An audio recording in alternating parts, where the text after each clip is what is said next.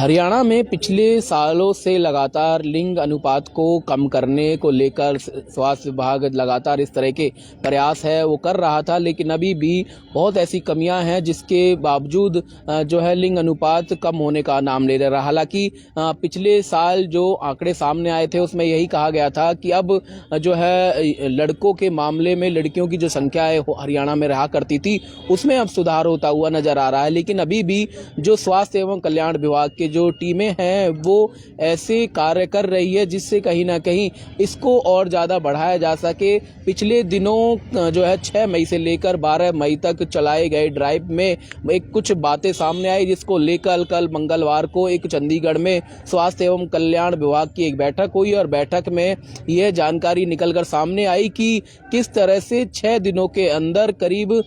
जो है 12 मुकदमे दर्ज किए गए हैं और 14 से अधिक जो है इस तरह की जो गर्भपात की जो दवाइयां थी या जो इस तरह के जो लोग थे वो सम्मिलित पाए गए थे और इस तरह की जो खबरें थी उनके पास मिल रही थी, उस पर कार्रवाई करते हुए 12 लोगों के खिलाफ जो है मुकदमा दर्ज किया गया है और 14 सेंटरों को जो है सील करने का काम किया गया है। इसके साथ साथ करीब जो है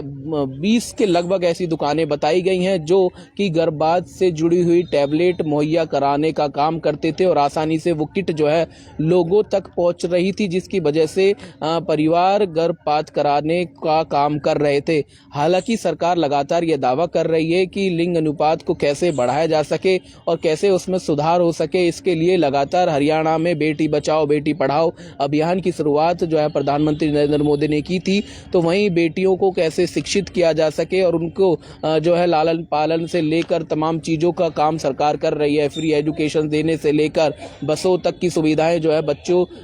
को महिलाओं को देने का काम सरकार कर रही है। लेकिन उसके बावजूद भी अभी जो सामने निकलकर चीज़ें आ रही हैं उसमें यही चीज़ें नज़र आ रही हैं कि धरातल पर अभी भी गर्भपात से जुड़ी हुई दवाइयां और जो सेंटर है वो काम कर रहे हैं। हालांकि ये बात भी निकलकर सामने आई है कि स्वास्थ्य एवं कल्याण विभाग इन पर कार्रवाई कर रहा है, लेकिन जिस तरह की खबरें निकलकर सामने आ रही हैं और कहा यह जा रहा है कि 24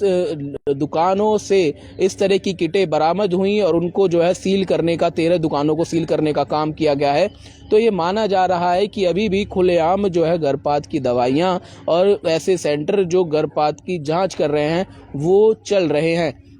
हालांकि विभाग की ओर से कहा गया था कि करीब 6 महीने से लेकर अब तक करीब 6400 ऐसी दवाइयां उनको जो है उनके लिए गए टेस्ट और उनको जो है ख़राब करने यानी कि उनको नष्ट करने का काम किया गया था और ऐसी दुकानें चाहे फिर सेंटरों पर जो है प्रशासन लगातार कार्रवाई कर रहा है। लेकिन जो कई सालों पहले इस तरह का जो अभियान सरकार की ओर से छेड़ा गया था, लेकिन उसके बावजूद करीब 5 साल से अधिक का समय गुजर चुका है, लेकिन अभी भी धरातल पर स्थिति जो है वो सीधे तौर पर यही सामने आ रही है कि गर्भपात की दवाइयां और गर्भपात से जुड़े हुए सेंटर खुलेआम चल रहे हैं और ये कैसे उन परिवारों तक पहुंच रही हैं दवाइयां, ये एक जांच का विषय है। आखिर जो सरकार प्रयास कर रही है बेटी बचाओ बेटी पढ़ाओ और बेटियों को जन्म देने और लिंग अनुपात का सुधार हो पाएगा या इस